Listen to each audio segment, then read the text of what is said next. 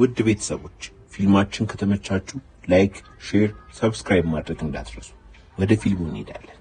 ይመቻችሁ። ፊልሙ ሲጀምር የገዛ መልኳን የምትጠላውን ፊቷን በመስታወት ካየች ረጅም ዓመት የሆናትን በድንገት በተፈጠረ እሳት ግማሽ ጭንቅላቷ በእሳት ተቃጥሎ ብዙ መገለል፣ ብዙ ትችት የደረሰባትን በጓደኞቿ አውሬዋ መጣች እየተባለ የሚላገጥባትን ሊሳ የተባለችውን ጠንካራ ሴት እያሳየን ነው። ሊሳ በተፈጠረባት ቃጠሎ ጭንቅላቷን በዊግ እየሸፈነች ነበር የምትንቀሳቀሰው እና ያኔ ባደገችበት ማደጎ ቤት ውስጥ ለመቃጠሏ ምክንያት የሆነው እሳት ያስነሳውን ሰው የማግኘት ትልቅ ህልም ነው ያላት። ተስፋ የማትቆርጠው ሊሳ አሁንም የተረጋጋ ህይወት ለመኖር ወደ አዲስ ትምህርት ቤት ትገባለች። ቢሆንም ግን ጸጉሯ እንዳልሆነ ያወቁ ተማሪዎች ሊያላግጡባት እየሞከሩ ነበር። አማራጭ የሌላት ሊሳ በአዲሱ ትምህርት ቤት ውስጥ ራሱ ድሮ የምታውቃትን ተማሪ በማየቷ በጣም ተረብሻለች። ቢሆንም ቦታዋ ላይ ሄዳ ትቀመጣለች። ነገር ግን ሊሳ ሶሂንን ስትመለከት ፍርሃቷ ጭራሽ ጨመረ። ሶሂን ማለት በትምህርት ቤት ውስጥ ስታወራ ተማሪዎች ሁሉ አፋቸውን ከፍተው ነበር የሚሰማት። በጣም መልካምና ጸባይ ሰናይ የሚል ቅጽል ስም ያላት ሴት ናት። ሶሂን በጣም የሚወዷት ያንግና ዩ የተባሉ እስከ ህይወት ፍጻሜ የሚታገሉላት የወንድ ጓደኞች አሏት። ያንግና ዩ መልስ በሌለው የሶሂ ፍቅር የተጠቁ ሰዎች ናቸው። ሶሂ ግን የምን ፍቅር ነው ጭራሽ የምትለው። ሊሳ ግን በተቃራኒው ነው። አይደለም የሚያፈቅራት ወንድ ቀርቶ በቅጡ የሚያናገራት እንዴት ነሽ እንኳን የሚላት ወንድ አልነበረም። ሶሂን በቤተሰቦቿ ራሱ እጅግ የናጠጡ ሀብታሞች ሲሆኑ ጭራሽ ምርጥ ቤተሰብ ናቸው በሚል ከከተማው ከንቲባ ሽልማት ተበርክቶላቸዋል። ነገር ግን የሶሂን ቤተሰቦች ጀርባ ቢጠና እንኳን ሽልማት አንቅሮ ነበር የሚተፏቸው። ሊሳ ሁሉም ተማሪ እስኪወጣ ጠብቃ ሶሂን ጋር በመሄድ ጸጉሯን ያስያዘችበትን ስራስ ከጸጉሯ አውልቃ ለምን እንደማንተዋወቅ ታስመስያለሽ ወይስ ከኔ ጋር መሆን ያሳፍርሻል ወይንስ አላወቅሽኝም ትላታለች። ሶሂን ይቅርታ አላስታወስኩሽም ትላታለች። ሊሳ በጣም ተናዳ ትታት ወደ ቤት ትሄዳለች። ወደ ቤት ለመሄድ ስትወጣ ሴት ተማሪዎች እየተከተሏት ነበር። ደርሰውባትም ካረክሽው አርቲፊሻል ዊግ ጀርባ ምንድን ያለው ብሎ ይጠይቋታል። እና ጠረኗ በጣም መጥፎ እንደሆነና እነሱ አካባቢ እንዳትቀመጥ ይነግሯታል። የተናደደችው ሊሳ ራሷን ተቆጣጥራ ወደ ቤቷ ትሄዳለች። ማታም ላይ ሊሳ እህቷን የትምህርት ቤት ክፍያ ስትጠይቃት ምንም እንደሌላት ትነግራታለች። እናም እኔ ራሴ ካልሰጠሁሽ ሁለተኛ ስለ ብር እንዳታነሽብኝ ትላታለች። በማግስቱ ትምህርት ቤት እንደደረሰች ሶሂንን ገንዘብ ለመጠየቅ ታስባለች። ገና ስትሄድ ድምጿን እንኳን መስማት ያልፈለገችው ሶሂን ኤርፎኗን አውልቃ እያጠናሁ ነው አትረብሽኝ ትላታለች። በዚህ በጣም የተናደደችው ሊሳ ከዚህ በኋላ ማንም ሰው እንዳያንቋሽሻት በጩኸት ትናገራለች። ወዲያውም ይህንን ያየው የሶሂን ጓደኛ ያንግ ፊት ለፊቷ ብር በማስቀመጥ የፈለግሽው ገንዘብ ነው እንኪ፣ ሶሂን ላይ ግን ሁለተኛ እንዳትጮሂ፣ ሁለተኛ እንዳትናገራት እያለ ያስፈራራታል። ሊሳ ግን እንኳን ልትፈራው ከተቀመጠችበት ተነስታ አንድ አደገኛ ቦክስ ታቀምሰዋለች። የሰጣትንም ገንዘብ ፊቱ ላይ ወርውራ ወደ ሶሂን ጋር በመሄድ አበድርኝ እኮ ነው ያልኩሽ፣ አልለመንኩሽም፣ ደግሞም ያንቺን በሙስና የመጣ ገንዘብ የመቀበል ፍላጎት የለኝም በማለት ተማሪው ለሶሂን ያለውን አመለካከት እንዲቀየር አድርጋ ትሄዳለች። ምሳ ሰዓት ላይ ያንግን የተከተላት እንደሆነ የገባት ሊሳ አጠገቡ በመሄድ ጸብን የፈለከው ማለት ተጠይቀዋለች። እሱ ግን ለጸብ ሳይሆን የጠዋቱ ነገር አስገርሞታል እና ሊያደንቃት እንደሆነ ይነግራታል እና ስለ ሶሂን የማያውቀው ነገር ካለ እንድትነግረው ይጠይቃታል። ነገር ግን በዝምታ ትታው ትሄዳለች። በቀጣዩ ቀን ሊሳ ሶሂንን ለምን እንደምትጠላት ሐሳብ ሆኖባታል። በአጋጣሚ አመሻሽ ላይ ብዙ ሰው በሌለበት ቦታ ይገጣጠማሉ። ሊሳም ከአርቲፊሻል ጸጉሯ ጀርባ ያለውን እውነት ለማሳወቅ ስላሰበች ሶሂንን ፊት ለፊቷ ላይ ጸጉሯን አውልቃ ቃጠሎውን ታሳያታለች። ሶሂን ባየችው ነገር በጣም ደንግጣለች። እየተንቀጠቀጠች ሊሳ በሚያሳዝን ድምፅ አሁን አታቂኝም፣ ያኔ እሳት ውስጥ ጥለሽኝ ባትሄጂ ዛሬ ይህ ነገር ባልተፈጠረ ነበር ትላታለች። ሶሂን በድንጋጤ ማልቀስ ጀመረች። ታሪኩ ወደ ኋላ ይወስደንና እነዚህን ሁለት በጣም የሚዋደዱ ጓደኛሞች ያሳየናል።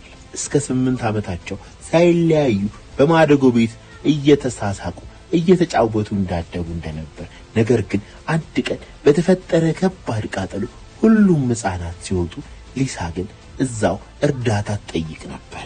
ከዚህ ቃጠሎ ጀርባ ያልታወቀ ነገር እንዳለ ያስታውቀናል። 8 ዓመታቸው ላይ ሁለት ባለ ሀብቶች መጥተው ሊሳን ቃጠሎ ስላለባት ፈርተው ሶሂንን ይዘው እንዲሄዱ እንመለከታለን። ሊሳም በእሳቱ ምክንያት በጣም ብዙ በደል፣ ብዙ ጠባሳ እንደደረሰባት፣ ብዙ እንደተሰቃየች፣ አሁንም እየተሰቃየች እንደሆነ፣ ነገር ግን ለዚህ ስራዋ ሶሂንን እንደምታስከፍላት እየዛተች አርቲፊሻል ጸጉሯን አርጋ ከአካባቢው ትሄዳለች። በቀጣዩ ቀን ሶሂን የትምህርት ቤቱ ጣራ ላይ ሆና ሳለ ሁለት ሴት ተማሪዎች መጥተው የተለመደ ጥያቄ ጠይቋታል። ዊጉን አውልቂው ይሏታል። ነገር ግን ሊሳ እንዳይነሱ አድርጋ ቀጠቀጠቻቸው። በዚህ ቂም የያዙት ሁለቱ ሴት ተማሪዎች ሊሳን ከትምህርት ቤት ስትወጣ ጠብቀው ጎረምሳ ይልኩባትና ያስቀጠቅጧታል። ተደርበው በጣም ይመቷታል። ነገር ግን ያንግ ከየት እንደመጣ ሳይታወቅ ይደርስላታል። የካራቴ ብቃትም ስለነበረው በደንብ አድርጎ ሲመታቸው ሁሉም ጥለው ይሄዳሉ። ሊሳ ጋርም ሄዶ ሲያነሳት ለመጀመሪያ ጊዜ ለሷ የሚከላከልላት ሰው ማግኘቷ በጣም ደስ አላት። እጅ ለእጅ ተያይዘው ከዛ አካባቢ እየሮጡ ይሄዳሉ። ሊሳ ቤቷ እስክትደርስ ራሱ ስለሱ ነበር የምታስበው። የአንገት ሐብሏን ራሱ ለመስጠት አስባ ነበር። ነገር ግን አንድ ቀን ሊሳ በጣም አስቀያሚ ሴት እንደሆነችና እሱ ሶሂንን ብቻ እንደሚወድ ሲናገር ትሰማዋለች።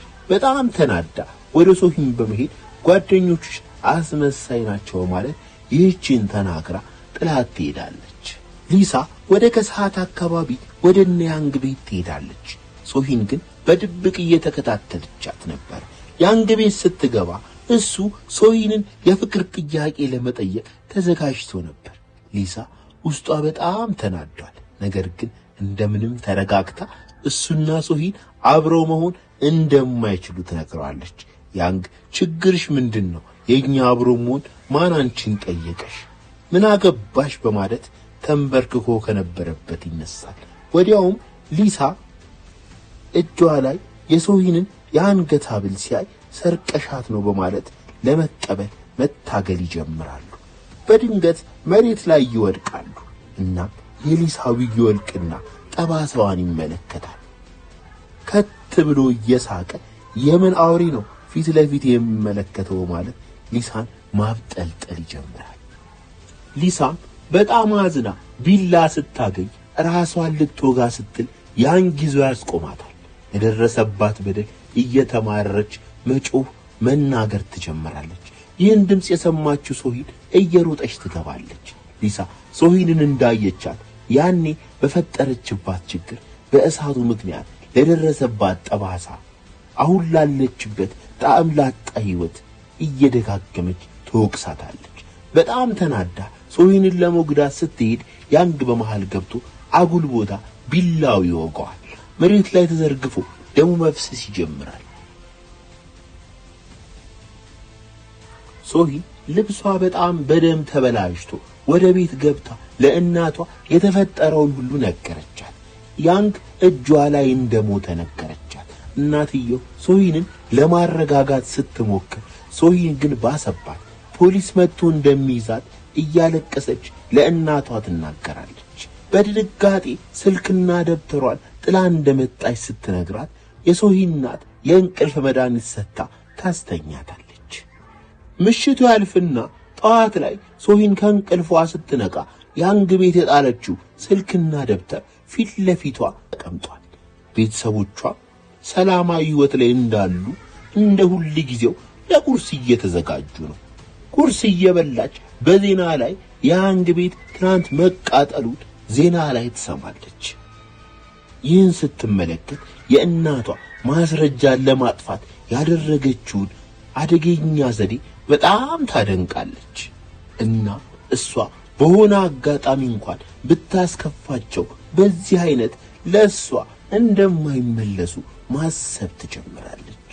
ሊሳ እሳት አደጋው የተፈጠረበት ቦታ ስትሄድ ዋና ኮማንደሩ የሊሳን መረበሽ አይቶ ከያንግ ጋር ግንኙነት ያላቸው ሰዎች ሁሉም ላይ ምርመራ እንዲከፈት ያዛል። ሶሂን በተፈጠረው ነገር በጣም መሰቃየት ጀምራለች። አባቷ ግን እንደማይተዋት መቼም ከእጁ ላይ እንደማይለቃት እየነገራት ወደ ቤት ይመለሳሉ። ቤትም ሲደርሱ ሁለት መርማሪዎችን በር ላይ ቆመው ይመለከታሉ።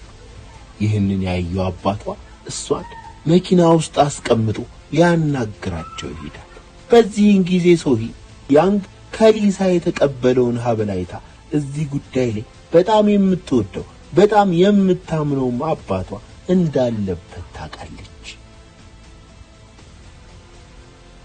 ፖሊሱም ሁሉንም ቤተሰብ ሰብስቦ ሲጠይቅ ሶሂን በዛ ሰዓት ቤት እንደነበረች ትናገራለች።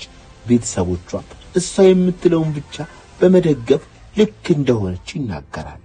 አባቷም ፖሊሱ ከሄደ በኋላ እንደማይተዋት መቼም ከእጁ እንደማይለቃት በድጋሚ ቃል ይገባላታል። ነገር ግን ሶሂን ቤተሰቦቿ እንደምታስበው እንዳልሆኑ ማሰብ ትጀምራለች። እንደውም እስከ ዛሬ ገብታ የማታውቀው አንድ የተዘጋ ክፍል ስላለ እዛ ለመግባት ወዲያውኑ ትወስናለች። በማግስቱም ሶሂ ያሰበችውን ነገር ለማድረግ ጓደኛዋን ይሁን ጠርታው እሷ እስከምታጣራ ሰው እንዲጠብቅላት ታደርገዋለች። ቁልፉን ይዛ ወደ ክፍሉ ትሄዳለች። በሩም ላይ ስትደርስ በልጅነቷ አባቷ ምንም ቢፈጠር ወደዚህ ክፍል እንዳትገባ ያስጠነቅቃትን ታስታውሳለች። ቢሆንም ደፍራ በሩን ለመክፈት ስትሞክር እምቢ ይላታል። ከዛም በመስኮት ለመግባት ትወስናለች። በመሰላለም ስትወጣ ቤተሰቦቿ ይመጣሉ። ነገር ግን ነገሩን በጣም የማወቅ ፍላጎት ስለነበራት ሁሉንም ጥላ ትገባለች። ቢሆንም እየደነሰ ቤተሰቦቿን ግራ ማጋባት ይጀምራል። ሶሂን ክፍሉን ገብታ ስታየው ምንም የተለየ ነገር አልነበረም። ነገር ግን አንድ ፎቶ አየች። እስከ ዛሬ ድረስ ያላየችው አብሯቸው ከቤተሰቦቿ ጋር የተነሳ አንድ ወንድ ልጅ አብሯቸው ፎቶ እንደተነሳ ትመለከታለች። እናም ፎቶ ላይ ባለው ልጅ እንዲህ ግራ ስትጋባ ወላጆቿ በሩን ከፍተው ይገባሉ። እናም የቤቱ ጸጥ ማለት ደስ አላላቸው። አባትየው የተቆለፈውን ክፍል ለማየት ሲሄድ ሶሂን በፎጣ ተጠቅልላ ገላዋን የታጠበች በማስመሰል ትመጣለች። እናትየው በጣም ቆቅ ስለሆነች ትክክል እንዳልነበረች አውቃለች። እናም ሶሂንን እውነታው ላይ ለመድረስ ገጠር ወዳለችው አያቷ ታመራለች። ወደ ገጠርም ደርሳ አያቷን ከቤተሰቦቹ ጋር ያለው ወጣት ማን እንደሆነ ጠይቃታለች።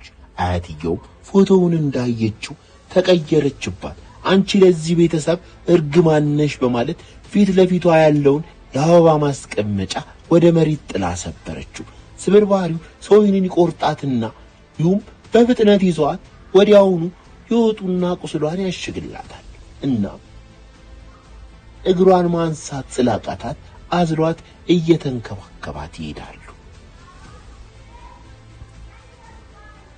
ሶሂንም አሁን ካለችበት ሁኔታ ከነችግሯ የተቀበላትን ይሁን እየወደደችው በቃ በአጠቃላይ ለሱ ጥሩ ስሜት እየኖራት ይመጣል። አባትየው ግን የሶሂንን ክፍል በመስመር መበርበር ይጀምራል። ዲያሪዋን ከፍቶ ስለ ቤተሰቦቿ ያላት ነገር ሁሉ እየተቀየረ እንደመጣ ስለጻፈች ሁሉንም አይቶ በጣም ይናደዳል። ከቀናት በኋላ ፖሊሶች አይናቸውን ከሶሂን ላይ አናነሳም ይላሉ።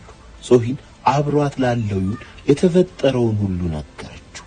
ያንግ እንዴት እንደሞተ ሳይቀር በደንብ አስረዳችው።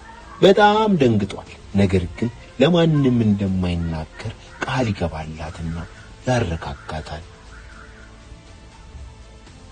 በማግስቱ እየተማሩ ያለ ወደ ሶሂን ስልክ አንድ መልእክት ይላካል። በር ላይ እየጠበቅኩሽ ነው ነይ ውጪ ይላል። ሊሳ ስለመሰለቻት እየሮጠች ትወጣለች። ነገር ግን ማንም አልነበረም። አንድ ሰው ያየች ስለመሰላት ትከተለዋለች። ወደ አስፋልቱም ስትወጣ አንድ ጥቁር መኪና በፍጥነት ሊገጫት ወደ እሷ ይመጣል። በዚህን ጊዜ ዩን ከኋላዋ በመምጣት እሷን ገፍትሮ እሱ ይገጫል። በጣም ደንግጣ እያለቀሰች አምፖላንስ ትጠራለች። አምፖላንሱ መጥቶ ወደ ሆስፒታል ይሄዳሉ። እናም አደጋው ሆን ተብሎ የተቀነባበረ ነው ብላ በማሰብ በጣም እየፈራች ትመጣለች። አባትየው ሆስፒታል በመምጣት ዛሬ ጥቁር መኪናውን ሌቦች እንደሰረቁት ይናገራል። በዚህን ጊዜ ሶሂን ምናልባት አባቷ ሊያጠቃኝ ይሆናል ብላ ትጠረጠራለች።